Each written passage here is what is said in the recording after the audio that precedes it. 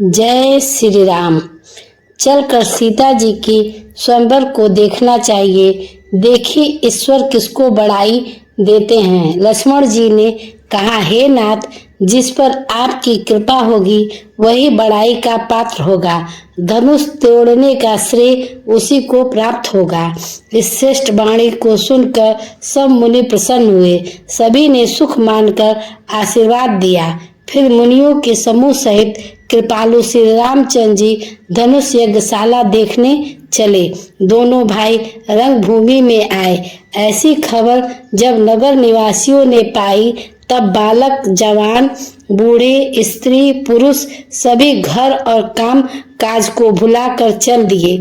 जब जनक जी ने देखा कि बड़ी भारी भीड़ हो गई है तब उन्होंने सब विश्वास पात्र सेवकों को बुलवा लिया और कहा, तुम लोग तुरंत सब लोगों के पास जाओ और सब किसी को यथा योग आसन दो। उन सेवकों ने कोमल और नम वचन सुनकर उत्तम, मध्यम, नीच और लघु सभी श्रेणी के स्त्री पुरुष को अपने अपने योग्य स्थान पर बैठाया। उसी समय राजकुमार राम और लक्ष्मण वहां आए। वे ऐसे सुंदर हैं मानो साक्षात मनोहरता ही उनके शरीर पर छा रही है। सुंदर, सांवला और गोरा उनका शरीर है। वे गुणों के समुद्र, चतुर और उत्तम वीर हैं। वे राजाओं के समाज में ऐसे सुशोभित हो रहे हैं मानो तारागणों के बीच दो पूर्ण चंद्रमा हो।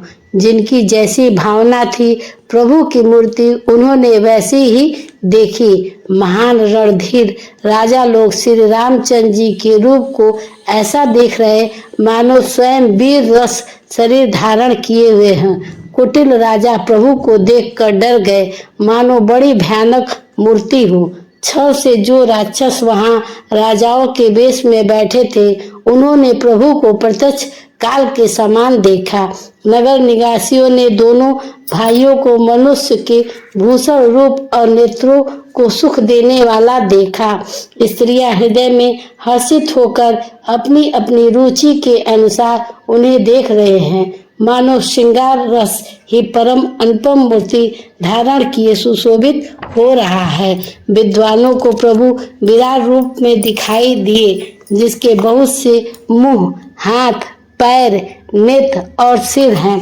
जानकी जी के सजाती कुटुंबियों को प्रभु को किस तरह कैसे प्रिय रूप में देख रहे हैं, जैसे सगे सज्जन संबंधी प्रिय लगते हैं। जनक समेत रानियों ने उन्हें अपने बच्चे के समान देख रही हैं। उनकी प्रीति का वर्णन नहीं किया जा सकता। योगियों को वे शांत, शुद्ध, सम और स्वतः प्रकाश परम तत्व के रूप में दिखे। हरि भक्त ने दोनों भाइयों को सब सुखों को देने वाले इष्ट देव के समान देखा। सीता जी जिस भाव से श्री रामचंद्र जी को देख रही हैं वह स्नेह और सुख तो कहने में ही नहीं आता। उस स्नेह और सुख का वे हृदय में अनुभव कर रही हैं, पर वे भी उसे कह नहीं सकती। फिर कोई कभी उसे किस प्रकार कह सकता है। इस प्रकार जिसका जैसा भाव था उसने कौशलाधीश श्री रामचंद्र जी को वैसा ही देखा। सुंदर, सांवले और गोरे शरीर वाले तथा विश्व भर के नेत्रों को चुराने वाले कौशलाधीश के कुमार राज समाज में इस प्रकार सुशोभित हो रहे हैं। दोनों मूर्तियां स्वभाव से ही बिना किसी बनाव श्रृंगार के मन को हरने वाली हैं। करोड़ों कामदेव की उपमा भी उनके लिए तुच्छ है। उनके सुंदर मुख शरद पूर्णिमा के चंद्रमा की भी निंदा करने वाले उसे नीचा दिखाने वाले हैं और कमल के समान नेत्र मन को बहुत ही भाते हैं। सुंदर चितवन सारे संसार को मन को हरने वाले, कामदेव के भी मन को हरने वाली वह हृदय को बहुत ही प्यारी लगती है, पर उसका वर्णन नहीं किया जा सकता। सुंदर गाल है, कानों में चंचल झूमते हुए कुंडल है, ठोड़ी और अधर होठ सुंदर है, कोमल बाड़ी है, हंस चंद्रमा की किरणों का तिरस्कार करने वाली भौवें टेढ़ी और नासिका मनोहर है। ऊंचे चौड़े ललाट पर तिलक झलक रहे हैं, दीप्तिमान हो रहे हैं। काले घुंघराले बालों को देखकर भौरों की पंक्तियां भी लजा जाती हैं।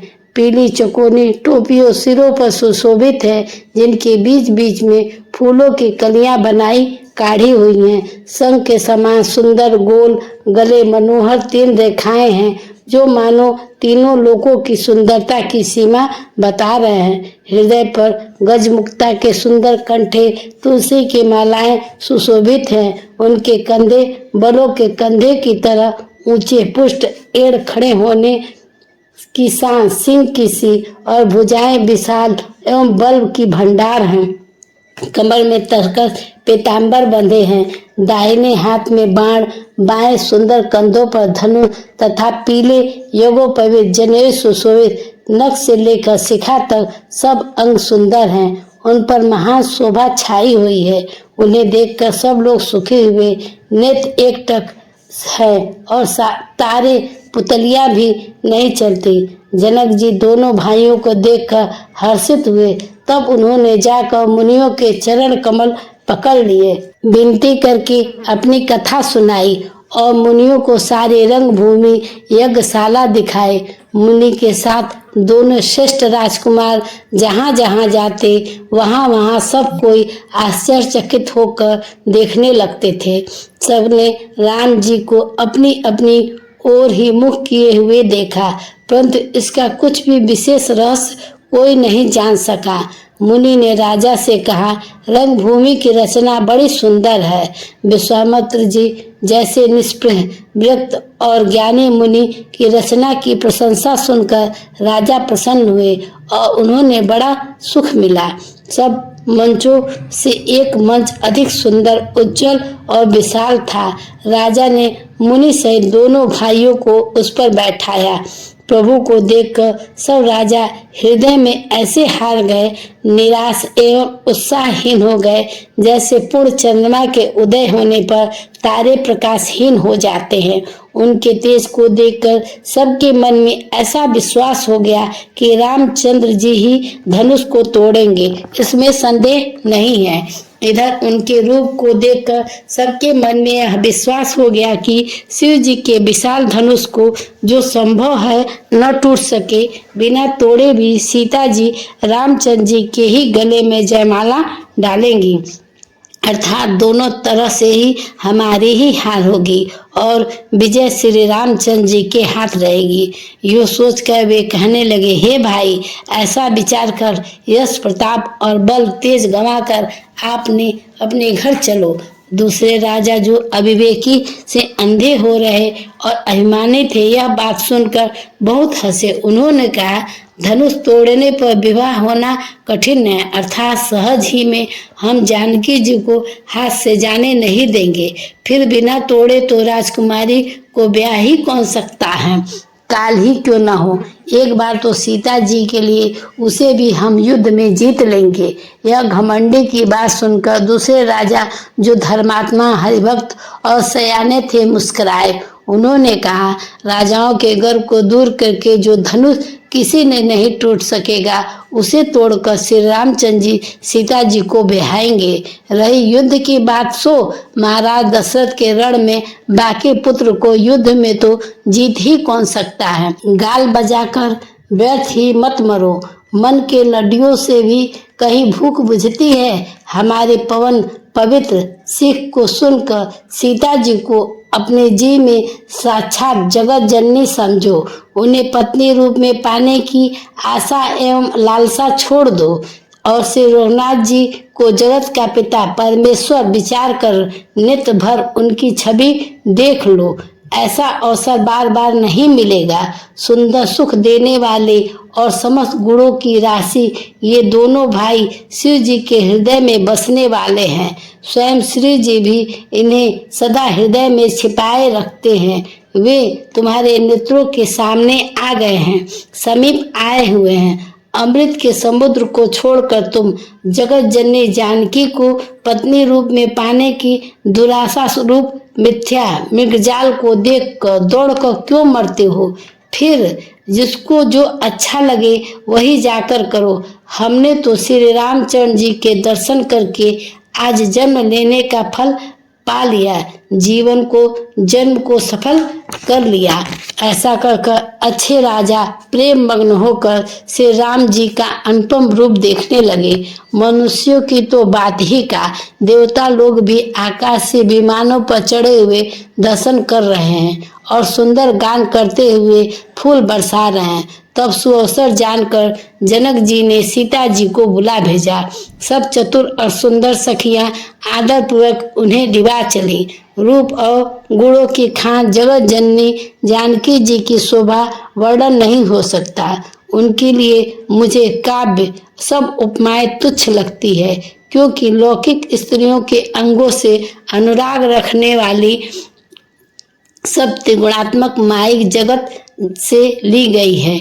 उन्हें भगवान की स्वरूपा शक्ति श्री जानकी जी के अप्रकृत चिन्मय अंगों के लिए प्रयुक्त करना, अपमान करना और अपने उपहास बनाना है।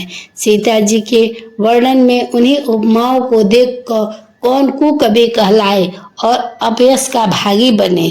अर्थात सीता जी के लिए उन उपमाओं का प्रयोग करना सुकवि के पद से युक्त होना और अपकीर्ति मोल लेना।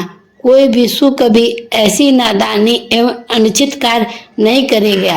यदि किसी के साथ सीता जी की तुलना की जाए तो जगत में ऐसी सुंदर युक्ति है ही कहाँ जिसकी उपमा उन्हें दी जाए।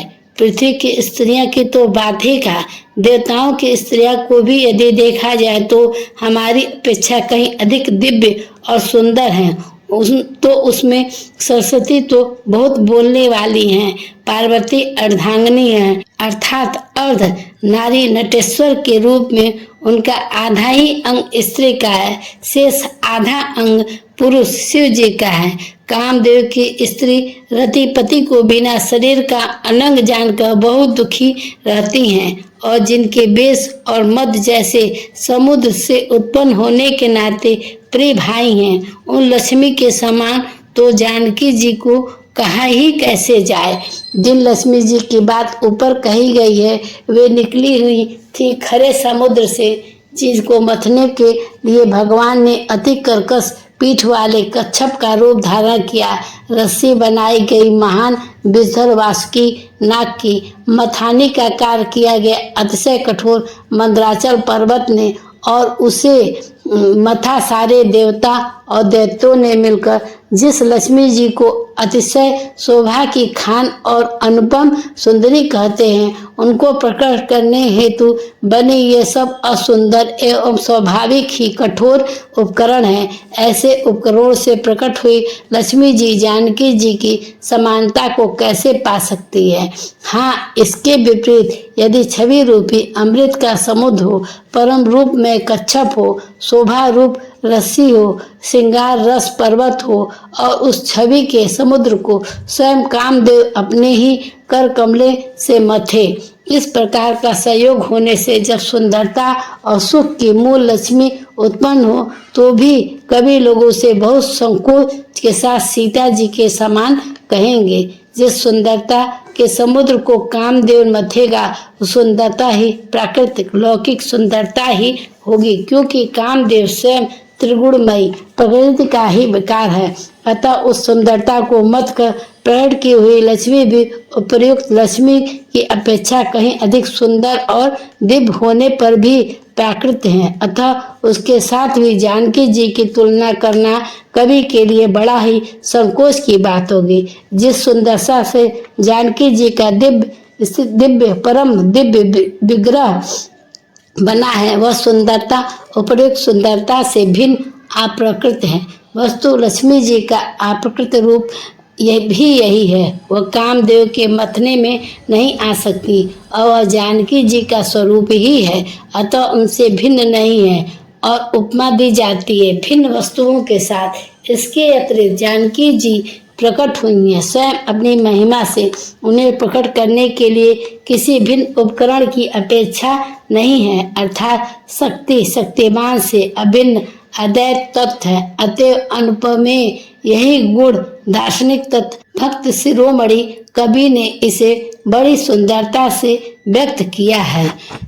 सयानी सखियों सीता जी के साथ लेकर मनोहर बाड़ी में गीत गाती हुई चली। सीता जी के नवल शरीर पर सुंदर साड़ी सुशोभित है। जगत जननी की महान छवि अतुलनीय है। सब आभूषण अपनी अपनी जगह पर सुशोभित हैं, जिन्हें सखियों ने अंग अंग में भली भांति सजा कर पहनाया है। जब सीता जी ने रंगभूमि में पैर रखा तब उनका दिव्य रूप देखकर स्त्री पुरुष सभी मोहित हो गए। देवताओं ने हर्षित होकर नगाड़े बजाए और पुष्प वर्षा का अप्सराएं गाने लगी। सीता जी के कर कमलों में जयमाला सुशोभित है। सब राजा चकित होकर अचानक उनकी ओर देखने लगे। सीता जी के चकित चित्त से श्री रामचंद्र जी को देखने लगी। तब सब लोग राजा लोग मुंह के बस हो गए। सीता जी ने मुनि के पास बैठे हुए दोनों भाइयों को देखा तो उनके नेत्र अपना खजाना पाकर ललचा कर वहीं श्री राम जी में जा लगे, स्थिर हो गए। परंतु गुरुजनों की लज्जा से तथा बहुत बड़े समाज को देखकर सीता जी सकुचा गईं। वे श्री रामचंद्र जी को हृदय में लाकर सखियों की ओर देखने लगी। श्री रामचंद्र जी का रूप और सीता जी की छवि देखकर स्त्री पुरुष के पलक मारना छोड़ दिया। सब एकटक उन्हीं को देखने लगे। सभी अपने मन में सोचते हैं और पर कहते सुखचाते हैं। मन ही मन वे विधाता से विनय करते हैं, हे विधाता जनक की मूर्ता को शीघ्र हल लीजिए और हमारी ही ऐसी सुंदर बुद्धि उन्हें दीजिए जिससे बिना ही विचारे किए राजा अपना पड़ छोड़कर सीता जी का विवाह राम जी से करा दे।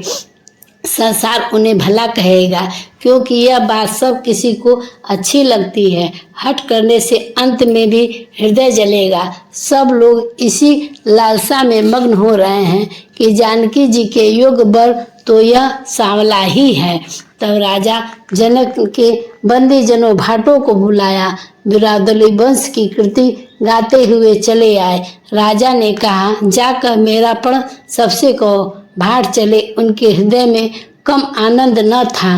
भाटों ने श्रेष्ठ वचन में कहा, हे पृथ्वी की पालना करने वाले सब राजागण सुनिए। हम अपनी भुजा उठाकर जानकी जी का विशाल प्रण कहते हैं। राजाओं की भुजाओं का बल चंद्रमा है। शिव जी का धनुष राहु है।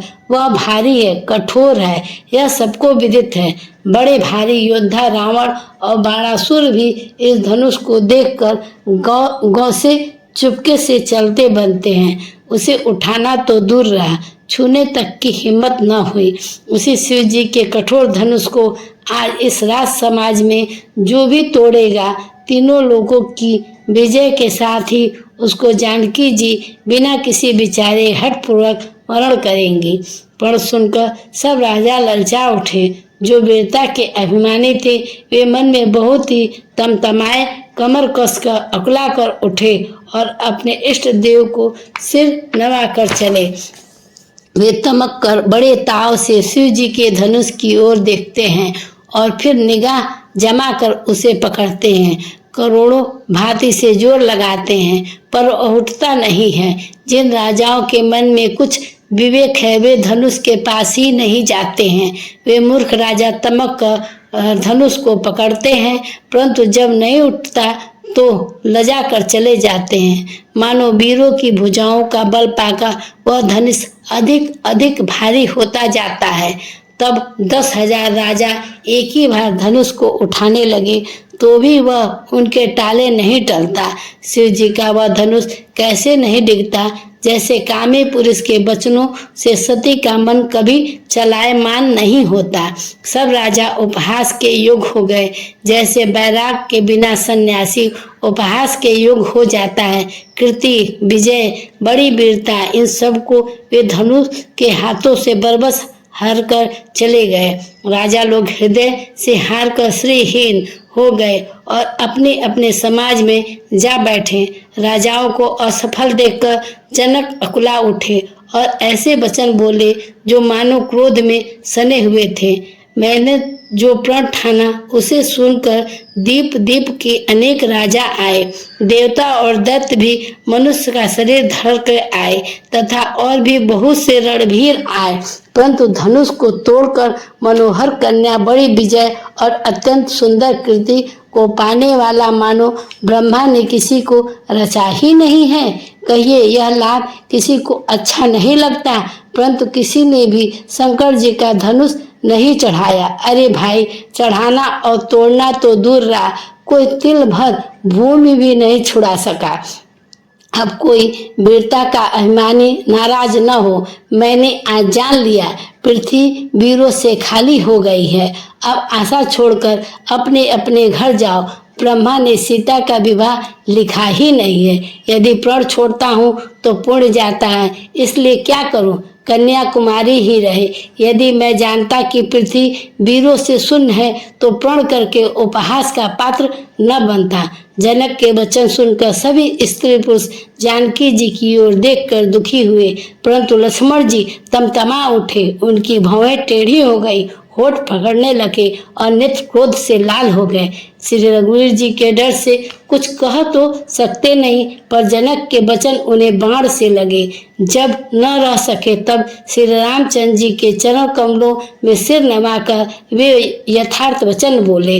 रघुवंशियों में कोई भी जहाँ होता है उस समाज में ऐसे वचन कोई कह नहीं सकता जैसे अनुचित वचन रघुकुल शिरोमणि श्री राम जी की उपस्थिति जानते हुए भी जनक जी ने कहे हैं।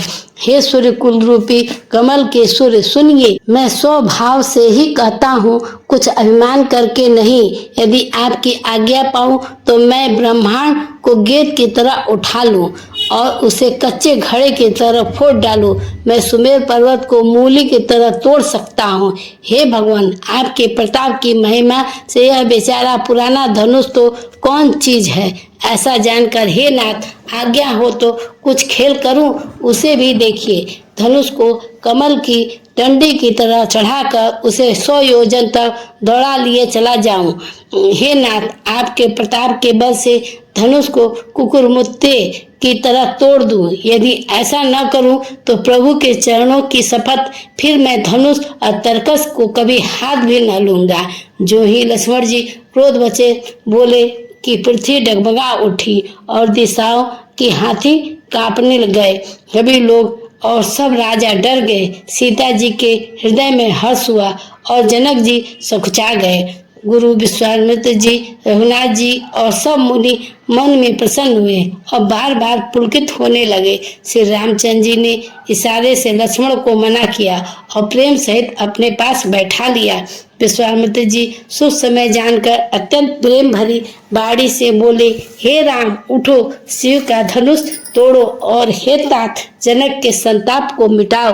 गुरु के वचन सुनकर श्री रामचंद्र जी चरणों में सिर नवाया। उनके मन में न हर्ष हुआ न विषाद, और वे अपनी एड़ खड़े होने की शान से जवान सिंह को भी लजाते हुए सहज स्वभाव से ही उठ खड़े हुए। मंच रूपी उदाचल पर रघुनाथ जी बल सूर्य के उदय होते ही सब संत रूपी कमल खिल उठे और नेत्र रूपी भौरे हर्षित हो गए। राजाओं की आशा रूपी रात्रि नष्ट हो गई। उनके वचन रूपी तारों के समूह का चमकना बंद हो गया। वे मौन हो गए। अभिमानी राजा रूपी कुमुद संकुचित हो गए और कपटी राजा रूपी उल्लू छिप गए। मुनि और देवताओं चकवे शोक रहित हो गए। वे फूल बरसाकर अपनी सेवा प्रकट कर रहे थे। प्रेम सहित गुरु के चरणों की वंदना करके श्री रामचंद्र जी मुनियों से आज्ञा मांगी। समस्त जगत के स्वामी श्री रामचंद्र जी सुंदर मत वाले श्रेष्ठ हाथी किसी चाल से स्वाभाविक ही चले। श्री रामचंद्र जी के चलते ही नगर भर के सब स्त्री पुरुष सुखी हो गए और उनके शरीर रोमांच से भर गए। उन्होंने पितर और देवताओं की वंदना करके अपने पूर्ण को स्मरण किया। यदि हमारे पूर्णों का कुछ भी प्रभाव हो तो गणेश गोसाई श्री रामचंद्र जी के धनुष को कमल की डंडी की भांति तोड़ डालें।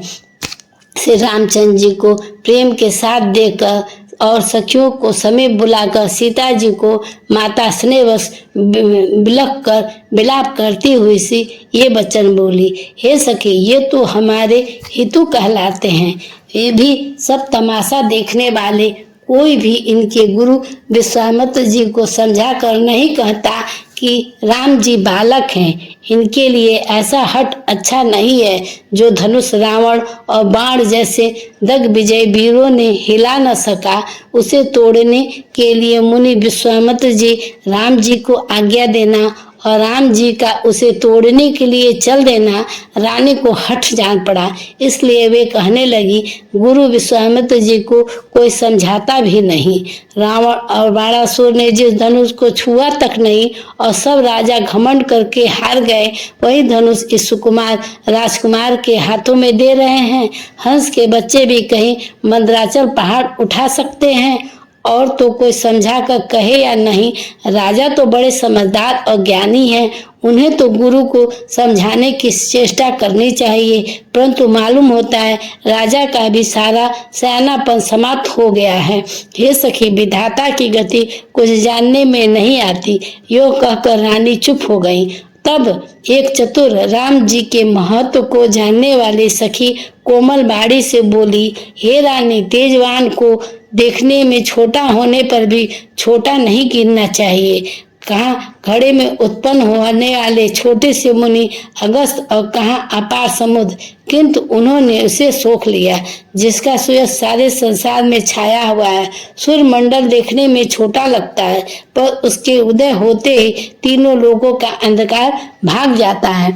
जिसके बस में ब्रह्मा, विष्णु, शिव और सभी देवता हैं, वह मंत्र अत्यंत छोटा होता है। महान मत वाले गजराज को छोटा सा अंकुश बस में कर लेता है।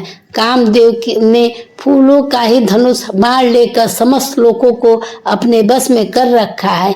हे देवी, ऐसा जानकर संदेह त्याग दीजिए। हे रानी, सुनिए, रामचंद्र जी धनुष को अवश्य ही तोड़ेंगे। सखी के वचन सुनकर रानी को श्री रामचंद्र जी के सामर्थ्य के संबंध में विश्वास हो गया। उनकी उदासी मिट गई और श्री राम जी के प्रति उनका प्रेम अत्यंत बढ़ गया। उस समय श्री रामचंद्र जी को देखकर सीता जी भयभीत हृदय से जिस देवता से विनती कर रही हैं, वे व्याकुल होकर मन ही मन मना रही हैं, हे महेश भवानी, मुझ पर प्रसन्न होइए। मैंने आपकी जो सेवा की है उसे सफल कीजिए और मुझ पर स्नेह करके धनुष के भारीपन को हर लीजिए। हे गणों के नायक, वर देने वाले देवता गणेश जी, मैंने आज ही के लिए तुम्हारी सेवा की थी। बार बार मेरी विनती सुनकर धनुष का भारीपन बहुत ही कम कर दीजिए। श्री रघुनाथ जी की ओर देख कर सीता जी धीरज धरकर देवताओं को मना रही हैं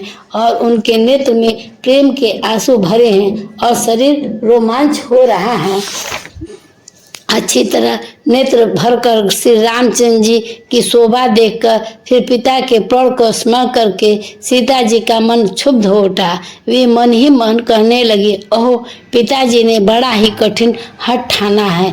वे लाभ हानि कुछ भी नहीं समझ रहे हैं। मंत्री डर रहे हैं, इसलिए कोई इन्हें सीख नहीं देता। पंडितों की सभा में यह बड़ा अनुचित हो रहा है। कहाँ तो वज्र से भी बढ़कर कठोर धनुष और कहाँ कोमल शरीर किशोर श्याम सुंदर। हे विधाता, मैं हृदय से किस तरह धीरज धरूं। सिर सके फूलों के कड़ से कहीं हीरा छेदा जाता है। सारी सभा की बुद्धि भोली हो गई है। अतः शिव जी के धनुष, अब तो मुझे तुम्हारा ही आसरा है। तुम अपनी जड़ता लोगों पर डालकर श्री रघुनाथ जी को देखकर उतने हल्के हो जाओ। इस प्रकार सीता जी के मन में बड़ा ही संताप हो रहा है। निमेष का एक लव भी 100 युगों के समान बीत रहा है। प्रभु श्री रामचंद्र जी को देखकर फिर पृथ्वी की ओर देखते हुए सीता जी चंचल नृत्य से इस प्रकार शोभित हो रही हैं, मानो चंद्र मंडल की डोल कामदेव की 2 मछलियां खेल रही हैं। सीता जी के बाड़ी रूपी भंवरी को उनके मुख रूपी कमल को रोक रखा है। लज्जा रूपी रात्रि को देखकर वह प्रकट नहीं हो रही हैं। नेत्रों का जल नेत्रों के कोने में ही रह जाता है, जैसे बड़ी भारी कंजूस का सोना कोने में ही गड़ा रह जाता है। अपनी बढ़ी हुई व्याकुलता जानकर सीता जी सुखचा गईं और धीरज धरकर हृदय में विश्वास ले आई कि यदि तन मन और वचन से मेरा प्रण सच्चा है और रघुनाथ जी के चरण कमलों में मेरा चित्त वास्तव में अनुरक्त है तो सबके हृदय में निवास करने वाले भगवान मुझे रघुश्रेष्ठ रामचंद्र जी की दासी अवश्य बनाएंगे। जिसका जिस पर सच्चा स्नेह होता है वह उसे मिलता ही है, इसमें कुछ भी संदेह नहीं है। प्रभु की ओर देखकर सीता जी ने शरीर के द्वारा प्रेम ठान लिया, अर्थात वह निश्चय कर लिया कि यह शरीर इन्हीं का होकर रहेगा ही या रहेगा ही नहीं। कृपा निधान श्री रामचंद्र जी सब जान गए। उन्होंने सीता जी को देखकर धनुष की ओर कैसे ताका जैसे गरुड़ जी छोटे से सांप की ओर देखते हैं। इस तरह लक्ष्मण जी ने देखा कि रघुकुल मणि श्री रामचंद्र जी शिव जी के धनुष की ओर ताका है तो वे शरीर से पुलकित हो ब्राह्मण के चरणों से दबाकर निम्नलिखित वचन बोले। हे दिग्गजो, हे कच्छप, हे शेष, हे बारा, धीरज धरकर पृथ्वी को थामे रहो जिसमें यह हिलने न पावे। श्री रामचंद्र जी शिव जी के धनुष को तोड़ना चाहते हैं। मेरी आज्ञा सुनकर सब सावधान हो जाओ। श्री रामचंद्र जी जब धनुष के समीप आए तब सब स्त्री पुरुषों ने देवताओं और पुण्यों को मनाया। सबका संदेह और अज्ञान नीच राजाओं का अभिमान, परशुराम जी के गर्भ गुरुता, देवता और श्रेष्ठ मुनियों की कातरता, वह सीता जी का सोच, जनक का पश्चाताप और रानियों का दारुण दुख दवानल, ये सब शिव जी के धनुष रूपी बड़े जहाज को पाकर समाज बनाकर उस पर जा चढ़े। ये श्री रामचंद्र जी की भुजाएं बल रूपी अपार समुद्र को पार जाना चाहते हैं, कोई केवट नहीं है। श्री रामचंद्र जी ने सब लोगों की ओर देखा, उन्हें चित्र में लिखे हुए देखकर फिर कृपाधान श्री रामचंद्र जी सीता जी की ओर देखा, उन्हें विशेष व्याकुल जाना। उन्होंने जानकी जी को बहुत ही विकल देखा, उनका एक एक क्षण कल्प के समान बीत रहा था। यदि प्यासा आदमी पानी के बिना शरीर छोड़ दे तो उसके मर जाने पर अमृत का तालाब भी क्या करेगा। सारी खेती के सूख जाने पर वर्षा किस काम की, समय बीत जाने पर फिर पछताने से क्या लाभ। जी में ऐसा समझकर श्री राम जी ने जानकी की ओर देखा और उनका विशेष प्रेम देखकर वे पुलकित हो गए। मन ही मन उन्होंने गुरुओं को प्रणाम किया और बड़ी फुर्ती से धनुष को उठा लिया। जब उसे हाथ में लिया तब वह धनुष बिजली की तरह चमका और फिर आकाश में मंडल जैसा मंडलाकार हो गया। लेते चढ़ाते और जोर खींचते हुए किसी ने नहीं देखा, अर्थात तीनों काम इतनी फुर्ती से हुए कि धनुष को कब उठाया, कब चढ़ाया, कब खींचा, इसका किसी को पता नहीं लगा। सबने श्री राम जी को धनुष खींचे खड़े देखा। उसी क्षण श्री राम जी ने धनुष के बीच में ही तोड़ डाला। भयंकर कठोर ध्वनि से सब लोग भर गया, घोर कठोर शब्द से सब लोग भर गए। सूर्य के घोड़े मार्ग छोड़कर चलने लगे, दिग्गज चिघाड़ने लगे, धरती डोलने लगी, शेष बराह और कच्छप कलमला उठे। देवता, राक्षस और मुनि कानों पर हाथ रखकर सब व्याकुल होकर विचरने लगे। तुलसीदास जी कहते हैं, जब सबको निश्चय हो गया कि श्री राम जी धनुष तोड़ा है तब सब श्री रामचंद्र जी की जय बोलने लगे। शिव जी का धनुष जहाज है और श्री रामचंद्र जी की भुजाएं बल समुद्र है। धनुष टूटने से वह सारा समाज डूब गया जो मोहवश पहले इस जहाज पर चढ़ा था, जिसका वर्णन ऊपर आया है। प्रभु ने धनुष तो दोनों टुकड़े पृथ्वी पर डाल दिए। यह देखकर सब लोग सुखी हुए। विश्वामित्र रूपी पवित्र समुद्र में जिसने प्रेम रूपी समुद्र जल भरा है, राम रूपी पूर्णचंद्र को देखकर पुलकावली रूपी भारी लहरें बढ़ने लगी। आकाश में बड़े जोर से नगाड़े बजने लगे और देवताएं गान करके नाचने लगी।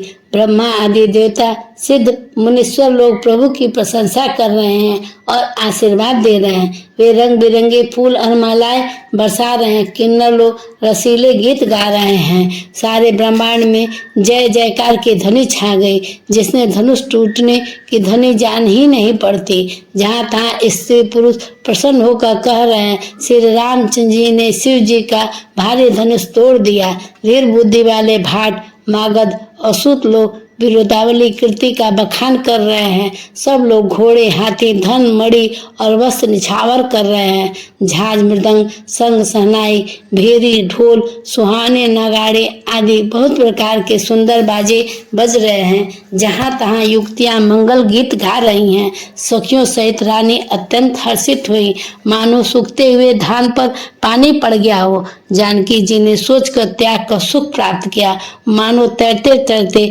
थके हुए पुरुष ने था पा ली हूँ।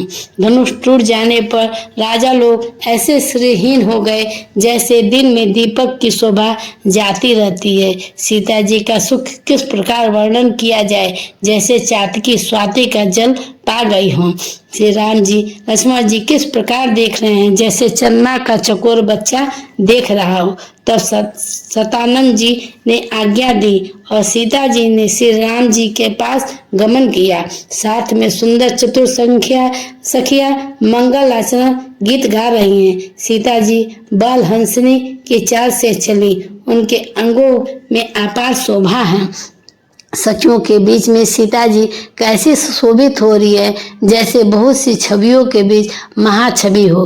कर कमल में सुंदर जयमाला, जिसमें विश्व विजयी की शोभा छाई हुई है। सीता जी के शरीर में संकोच है, पर मन में परम उत्साह है। उनका यह गुप्त प्रेम किसी को जान नहीं पड़ रहा है। समीप जाकर श्री राम जी की शोभा देखकर राजकुमारी सीता जी चित्त में लिखी सी रह गई। चतुर सखी ने यह दशा देखकर समझा कर कहा, सुहावनी जयमाला पहनाओ।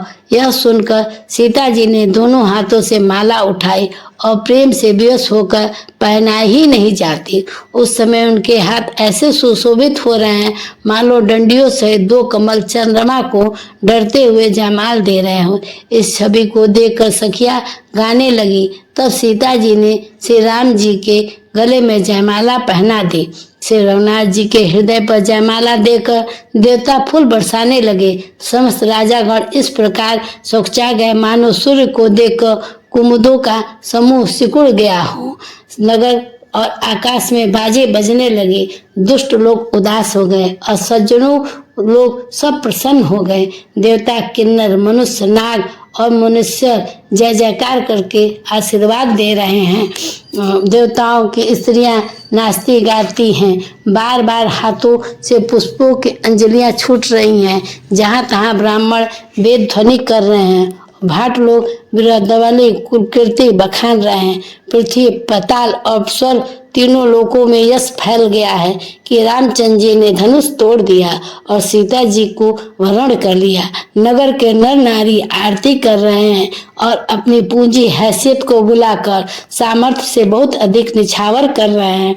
श्री सीता जी राम जी की जोड़ी ऐसे सुशोभित हो रही है, मानो सुंदरता श्रृंगार रस एकत्र हो गए हैं। सखिया कह रही हैं, सीते स्वामी के चरण छुओ, किंतु सीता जी अत्यंत भयभीत हुई, उनके चरण नहीं छूती हैं। गौतम जी की स्त्री अहल्या की गति स्मरण करके सीता जी रामचंद्र जी के चरणों को हाथ से स्मरण नहीं कर रही हैं। सीता जी के अलौकिक प्रति जानकर रघुकुल शिरोमणि रामचंद्र जी मन में हंसे। उस समय सीता जी को देखकर कुछ राजा लोग ललचा उठे। वे दुष्ट कपूत और मूढ़ राजा मन में बहुत तमतमाए। वे अभागे उठ उठकर कोच बनकर जहाँ तहाँ गाल बजाने लगे। कोई कहते सीता को छीन लो और दोनों राजकुमारों को पकड़कर बांध लो, धनुष तोड़ने की चाह नहीं रहेगी, पूरी नहीं होगी। हमारे जीते जी राजकुमारी को कौन ब्याह सकता है? यदि जनक को सहायता करे तो युद्ध में दोनों भाइयों सहित उसे भी जीत लो। यह वचन सुनकर साधु राजा बोले, इस निर्लज राज समाज को तो देखकर तो लाज भी नहीं लजा गई। अरे तुम्हारा बल, प्रताप, वीरता, बड़ाई और नाक प्रतिष्ठा तो धनुष के साथ ही चली गई।